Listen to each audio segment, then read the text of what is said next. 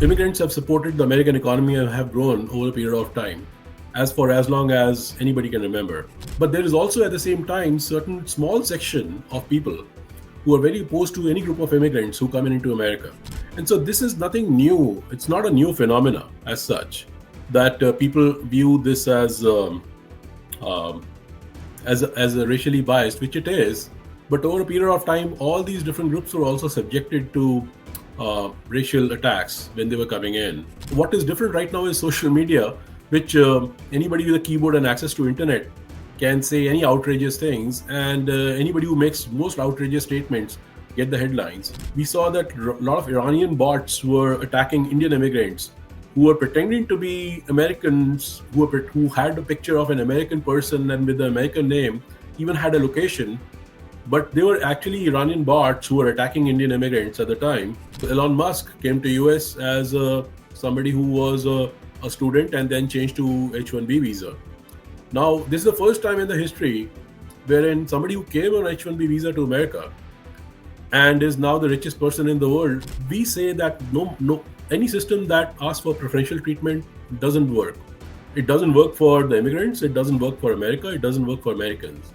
All of a sudden, Indians on H-1B visas in the US are the most discussed people in the country. A bunch of extreme MAGA loudmouths have been screaming their lungs out on X and elsewhere that H-1B should be done away with. Why? Because apparently Indians are exploiting it to steal American jobs.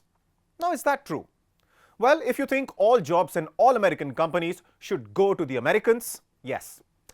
But the likes of Vivek Ramaswamy and Elon Musk, among others, have pointed out that the reason these jobs go to Indians and others is because either the Americans are not qualified or don't have the kind of acumen top tech jobs demand.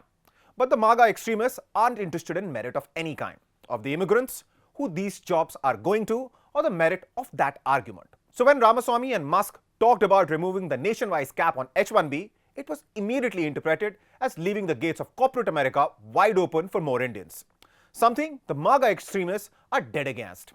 Even Trump weighed in and set the record straight on the subject. But what started as a criticism of the existing visa regime has devolved into outright racist attacks. To talk about what will be the likely outcome of this issue, I am joined by Mr. Aman Kapoor, who moved to the US on H-1B visa in the late 90s. Now he is an American citizen and an important voice behind a key bill which is expected to address the visa issue going forward. He is also the president of Immigration Voice. Thank you for joining us, Mr. Kapoor. Thank you, Abhishek. Thanks for having me. Mr. Kapoor, why do you think H-1Bs and Indians have become such a political hot potato in the US at this point? First of all, you see the latest update, as everybody would know, that in the recent elections, President Trump was elected, and he has decided to nominate many Indian Americans in his administration, which sort of like triggered this recent outburst of opposition from certain quarters of folks who believe that America first means that only certain group of people will be made part of the administration, and anybody who doesn't look like them will not be included, which is not how it should be, because anybody who is here and who is an American who qualifies and is considered as qualified by the president, incoming president, should be made part of the administration. And so because of that difference in how different people view the whole situation, there was an outburst of anger from a very small quarter of people who are very loud, but they make it sound like that is the opinion of the entire country, which is not so. And so that is one reason. The other reason is, of course, President Trump promised that when he would take over, and if he's elected and if he takes over, he would be working on on the border to make sure that there is some fix to the inflow of undocumented immigrants into the country. And secondly, also that he would address the question of legal immigration, especially skilled immigration. And those are two primary reasons why you would see such activity on social media and across the board, wherein a lot of people are talking about legal immigration right now as the new president takes over. But Mr. Kapoor, what's worrying is the way in which this debate is evolving. Or I should say, devolving into nothing but outright racist attacks. You see, immigration is a third rail of American economy. Immigration Immigrants have supported the American economy and have grown over a period of time, as long as anybody can remember. Now, but there is also at the same time certain small section of people who are very opposed to any group of immigrants who come into America. Whether it Right. was the Chinese immigrants who were brought in to do the railroad work in the late 18th century, or in the 19th century, there were Italian immigrants, and then subsequently Irish immigrants who came in, and the Jewish uh, immigrants who came in. There was significant opposition all throughout American history first to this different set of immigrants. And so this is nothing new. It's not a new phenomena as such that people view this um, as a racially biased, which it is. But over a period of time, all these different groups were also subjected to racial attacks when they were coming in. And but the recent attacks on the what is different right now is social media, which anybody with a keyboard and access to internet can say any outrageous things, and anybody who makes most outrageous statements get the headlines. And that is why it gives an appearance that the whole country in America as such is somehow leaning towards attacking Indian immigrants, which is actually not the case. There is a very small section of people, as I said earlier, who are extremely vocal, and they make it sound like that their opinion is the opinion of the everybody in America or everybody in the Republican Party, and neither of those two are true. If I may ask, who would you identify the small section of people as? Yeah. So you see, I believe in horseshoe theory. What that means is if you go too far to the left or if you go too far to the right, the people who are on the extreme ends of both the ideologies are oftentimes much more closer to each other compared to people who are centrist, who want common sense solution. This group of people who are extreme right MAGA, or who make a claim that somehow immigrants coming in into America are making America impure, or are somehow responsible for all the problems in America, probably haven't interacted with many immigrants or anyone at all as such, uh, because that is what their experience is, and that experience outpours into the on the internet. But this group of people are also encouraged by a lot of fake handles on the social media. When we were pushing for the bill in 2020, and it already passed the House and it already was being worked on in the Senate, we saw that a lot of Absolutely. Iranian bots were attacking Indian immigrants who were pretending to be Americans, who had a picture of an American person and with the American name, even had a location, but they were actually Iranian bots who were attacking Indian immigrants at the time, because to spread the negativity towards Indian immigrants at the time. So it is also possible that the what you see on social media is not entirely the work of American small group of American people, but also this is sort of like a psychops that is conducted by different forces that are in play, who don't want the system to change. Number one, and who has invested who have vested interest in making sure that there is trifle in the American society. And so, anytime any issue, especially related to immigration, is brought up, there always you would see these type of uh, ideas being pushed around, which are not viewed very friendly towards immigrants. The Iranians. What do you think is the incentive for the Iranians to attack Indians in this manner? Yeah, you see, this is not as much related to geopolitics as it is related to group of immigrants from specific countries. For example, in case of Iran, there are immigrants from Iran, Argentina, Malaysia. You pick a country, and you have immigrants from all these different countries. Now they get prioritized. They get the green cards in 1 to 2 years. I mean, it is as much as postal wait. And the bill that we were pushing for, and we are still pushing for that bill so that it gets included in the upcoming package to remove per country limit. One group of people from almost every country in the world is getting preferential treatment under the current system. They get the green cards in very short span of time. Another group of people, a significant number of people who are waiting for rest of their life to get the green card. So if per country limit is removed, the wait time of certain people who are currently prioritized or get preferential treatment for no qualification other than their country of birth will go away.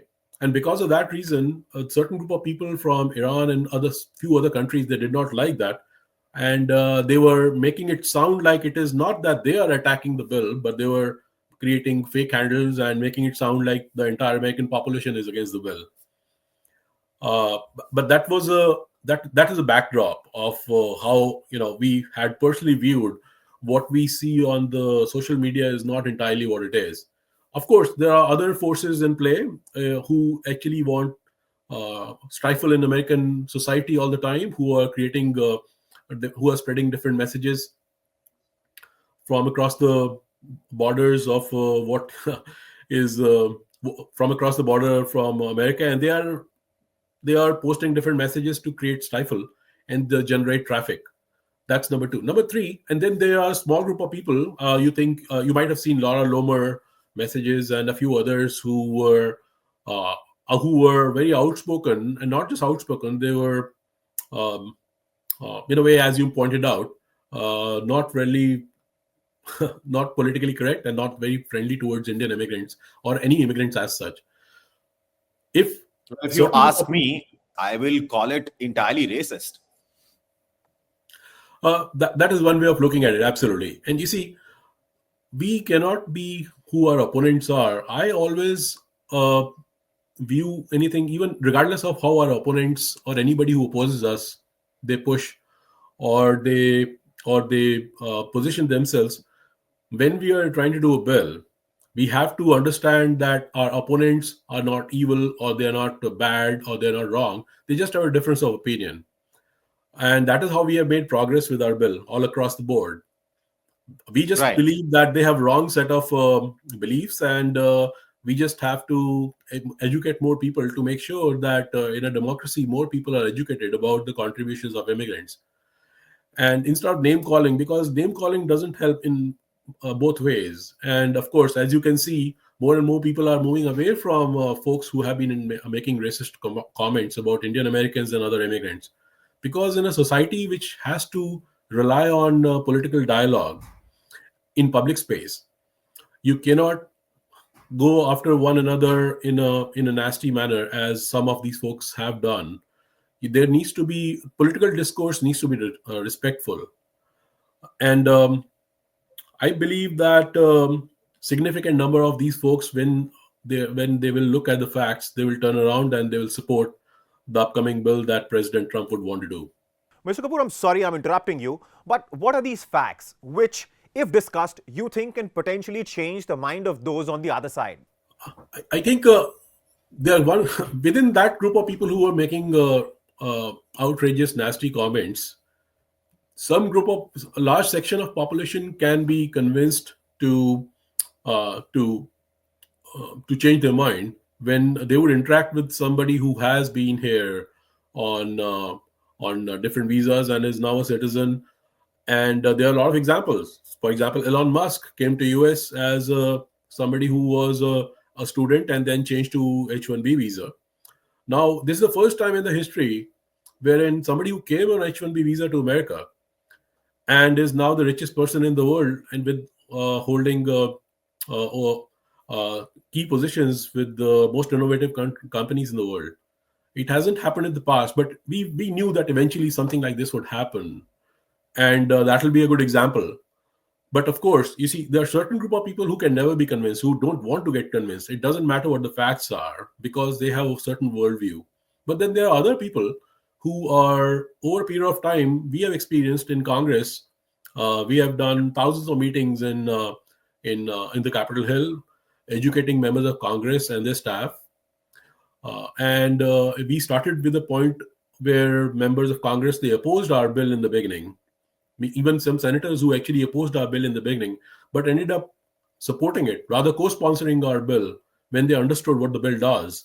So I guess the onus of educating or spreading awareness depends on the people who actually care for the issue, rather than just going back and forth name calling, which doesn't help in a political discourse to actually get things done.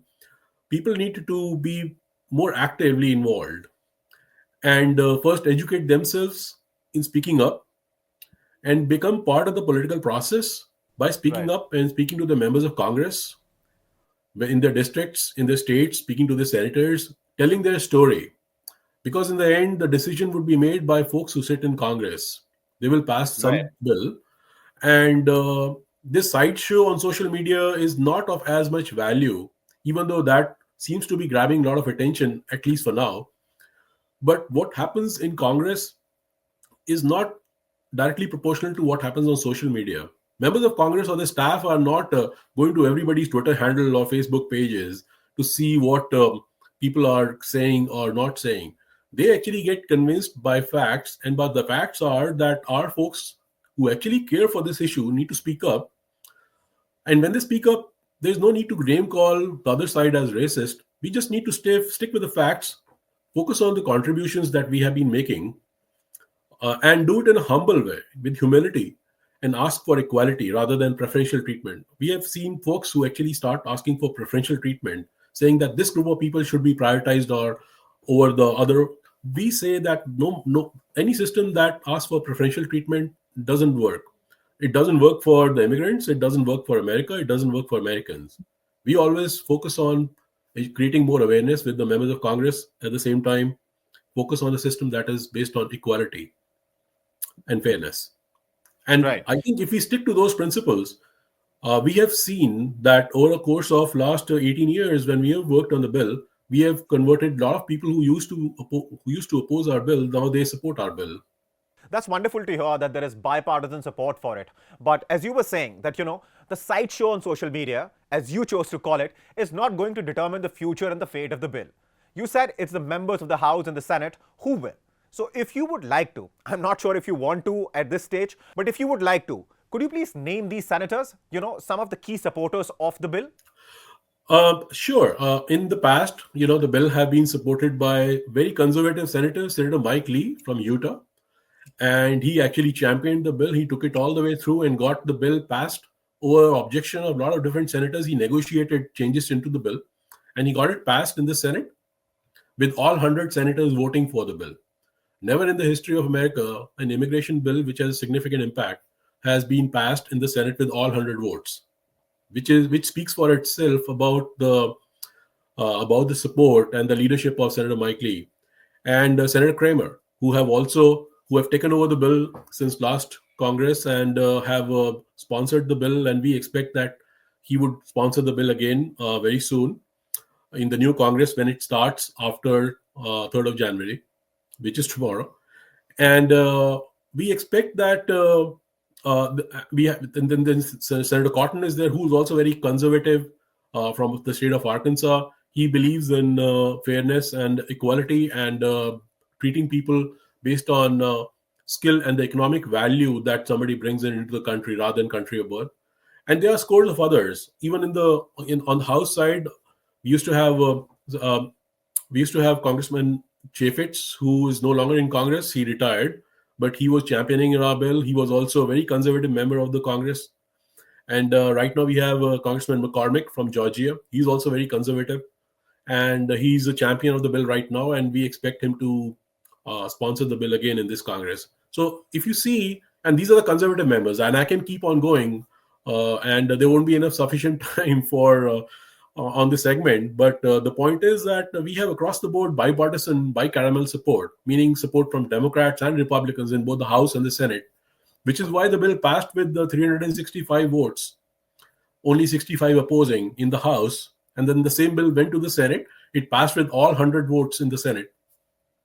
And that work is done behind the scene, wherein rather than making noise on social media, rather than arguing with people who would never get convinced, that's just losing And where proposition. did the and Mr. Kapoor, where did the bill actually get stuck?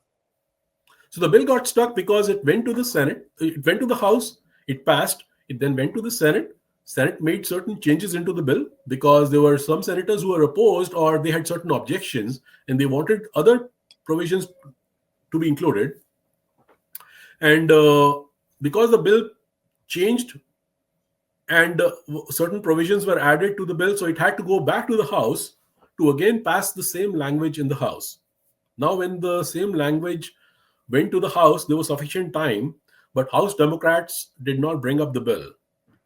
And at that time, we were told that they did not want to give President Trump a victory because that happened after December, after the November 2020 election, where apparently President Trump had already lost the election, and it was expected that President Biden will take over.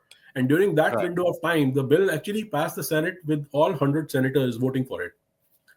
And Right. there are certain elements in the Democratic Party who said to us personally, to me directly, that they did not want President Trump to get a win, which is why they did not allow the bill to come up for vote in the House again. And if it would have come up for vote, the bill would have passed with 400 votes out of 435.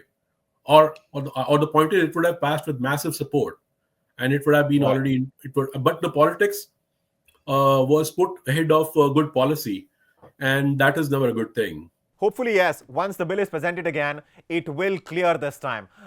Would you like to spend a minute or two talking to us about some of the key elements, key components of the bill? What are the kind of things that you proposed, and what are the kind of changes this will bring to the existing visa regime? Well, thank you. That's a very important part of the entire bill and what can be done, because explaining what is in the bill is the most important thing. People usually hang on to half a phrase when explaining what the bill does, or any, not just in this context or for this bill, but in general for any bill or for any context. And that muddies the water, and that makes it very difficult to pass anything in Congress, not just in US Congress, but anywhere where there's a political process. So defining clearly what is in the bill, what it does, helps significantly to convince more people that it is actually a good policy and a good bill. So allow me to share what is in this bill. What the bill does is it makes sure that, as I explained earlier, H-1B system is a temporary system, and green card is a permanent system where a permanent resident gets a green card, and then somebody can stay here permanently and then work here permanently without having any other sponsorship requirement for any other sponsorship. Now, H-1B system right now, because of massive backlogs due to per country limits in the green card category, is now where Indian immigrants and a large number of Chinese immigrants are having to stay in the backlog and thus on H-1B visa perpetually. Now, as H-1B is a temporary visa, and if you force somebody to stay perpetually and permanently on a temporary system, then new problems will crop up. And those new problems would be something that nobody had envisioned ahead of time, because it was never supposed to be in a way where people would stay on a temporary H-1B visa permanently. What that means is, well, people are stuck with the H-1B on the H-1B visa permanently, then they are stuck with the same employer. Their spouses, in a lot of cases, cannot work. Their children get aged out when they go to the age of 21. And meaning in US, if a child gets to the age of 21, they are no longer part of the nucleus family. Instead, they are they're separate from the nucleus family. And for the purpose of how the immigration system treats that person who changes to the age of 21 while their application is pending, will now be untethered from the parent's application and will have to start afresh.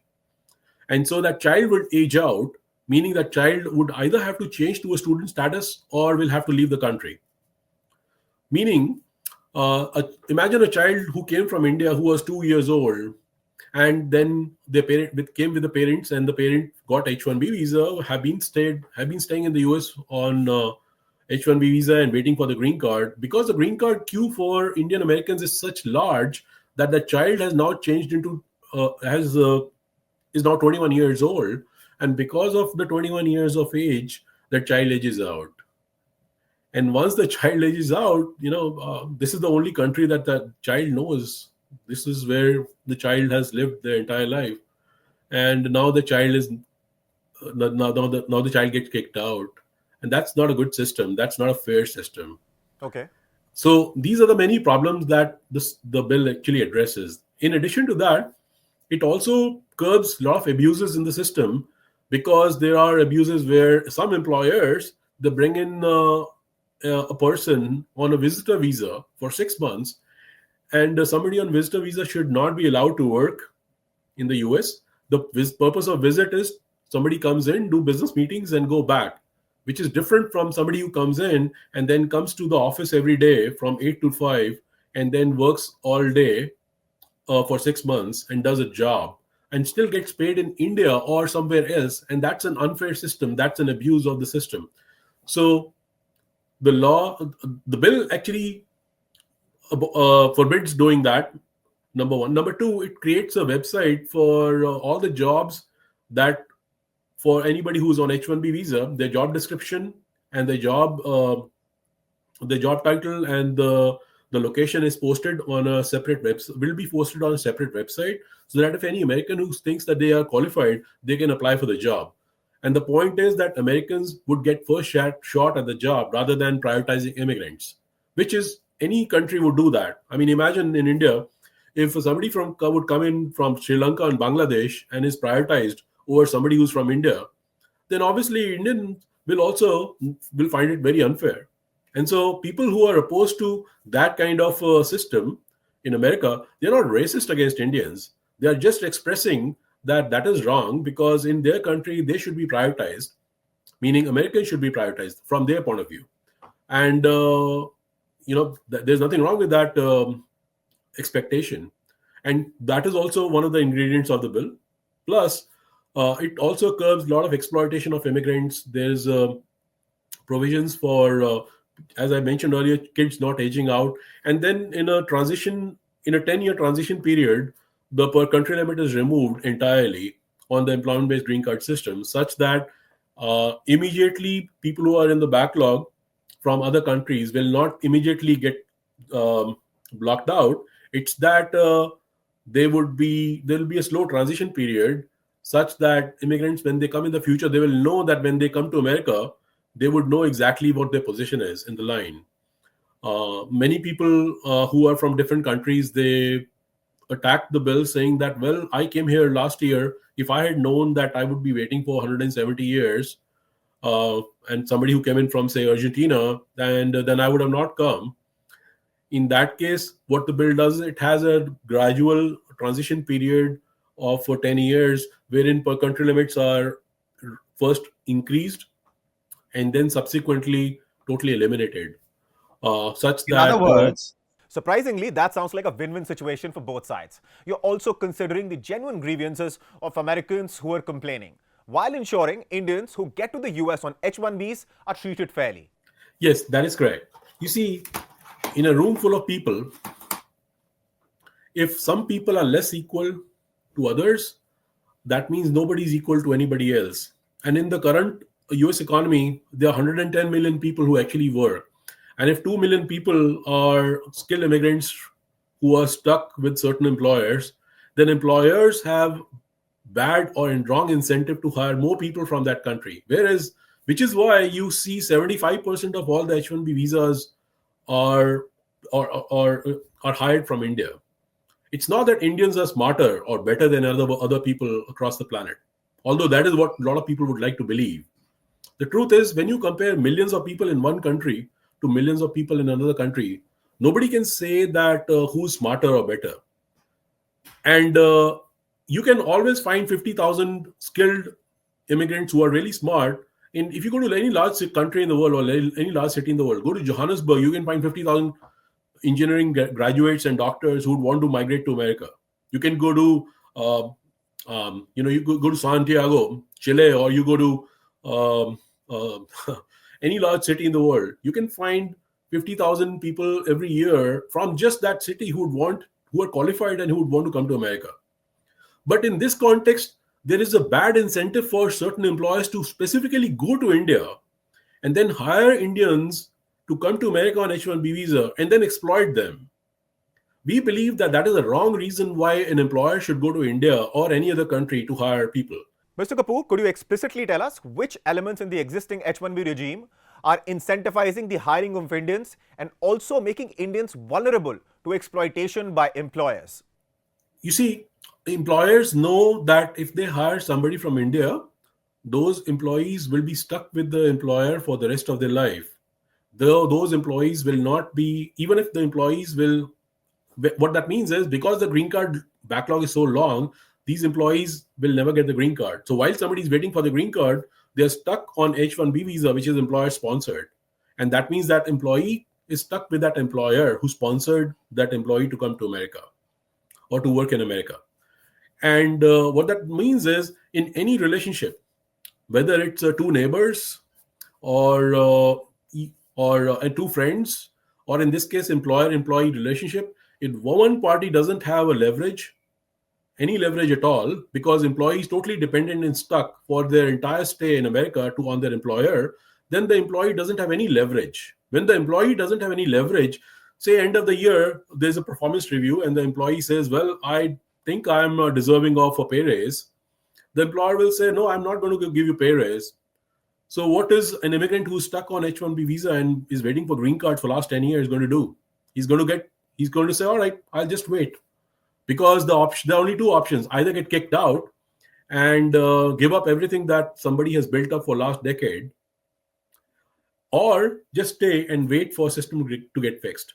And in often cases, people just wait. So what that means is employers have wrong incentive to hire more people from India, because there's a massive backlog for people from India. And so that is why such large number of employers go to India to hire more people on H-1B visa. Not because they are smarter or better, but because even though they are, and they are qualified as such, but employers can find those qualified people in other countries also.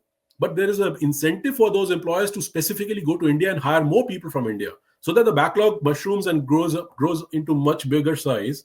And as such, people get exploited. And in this employee-employer relationship, certain employers benefit massively. Imagine, if you look at all the patents that are filed in the last 10 years, 70% of those patents are filed by immigrants. And you can see that most of those patents were filed by people who are on visa. And the patents, when they were filed by people who are on visa, those are people who are stuck on H-1B visa, most of them. And if they had green cards, they could leave their employer and file the patents so that they are the sole owner of those patents and intellectual property. But because somebody's stuck with the employer, their employment contract demands that any patent that they would file when they are stuck with their employer belongs to the employer. So this has many different dimensions. This is not just about patents or any specific smaller spectrum of issue which it does create, but I'm just giving that as an example, that when people are not treated fairly, no, thank you so much for that example. There's many different ramifications. Thank you so much for explaining the facts of the situation on ground so well. My last question to you: what would your advice be for somebody looking to move to the US on a H-1B visa at this point in time? Well, unless this is an extremely important time, and anybody who's wanting to make that choice, and I've spoken to a lot of people who oftentimes call and ask for guidance on what they should do, and when they are in the same place in their life, we always tell them that look at what is happening, and if the system would change, then you should absolutely consider. But then you would be competing with a lot of different people, because the employers will no longer have wrong incentive to hire from India, which is how it should be. Anybody who actually is making that consideration should be open to the fact that they would be competing with everybody in the world. Number one. Number two, there's life in US is extremely rewarding. You get rewarded for your hard work, and I think everybody who actually cares for this issue should pay attention to what is happening right now, to this debate, and participate in this debate in howsoever they can, because it is not just about immigrants who are coming to America, but it is also about Americans, and it is also about America. And so as such, I don't believe that there is any silver bullet or any single advice that can be given to folks that they should come or they shouldn't come. It should be that they should pay attention, and they should pay attention to what is about to unfold, because we live in time wherein we would witness something that would last a lifetime. Last time when such a system was created, it was almost 30, 40 years back. So, most people who are alive, they'll probably go through the system if they decide to come to America. And then that's why if somebody's want to go through that system, then they should pay attention. And that's all that I can actually say. But one aspect that I must mention is oftentimes it is said that H1B is given to Indians or green card is given to Indians. You see, it is not given to a country. Right. Green card is given to individual who is already in America in 95% to 99% cases and is already contributing to an American economy. And oftentimes, if that person waiting in the backlog for 20 years, if not be for India, would have voted in last 3 elections, would have already been citizen 12 years back, and is more American than anybody who's coming into America from any other country in the world. And so those green cards, if they're given to somebody from Pakistan and is privatized, or is from Nigeria or from Germany or Brazil, anybody who's prioritized from these countries over anybody else, that doesn't work very good for America. If you look at the innovation across the board, innovation, when you are creating a new product or new technology, it doesn't say that you have to be born in certain country and only then you'll be allowed to innovate. And that's just the way, the natural course of how things unfold. And Right. President No, of thank you so much. President, Mr. the Kapoor, president of coming China to the and Prime Minister of India will never call to America and say, well, give green cards to Indians. They would rather want qualified Indians and qualified Chinese to stay in their country. So green card is not given to a country as such. It is given to individual who can then contribute to the economy and is already contributing to the American economy. And I think that perspective and that viewpoint is extremely important. And somebody who doesn't understand that viewpoint is often going to attack the whole bill or any change that anybody would want to do. In fact, the status quo works worse for American workers. Mr. Kapoor, thank you so much for taking the time to explain the issue to us in such great detail. I'm sure, as far as the viewers are concerned, all their questions must have been answered as far as what's happening in the US, why it's happening, and why Indians all of a sudden are at the forefront of this debate over immigration and, of course, visas as well. But once again, Mr. Kapoor, thank you so much for taking the time and for talking to us. Thank you for having me, Abhishek.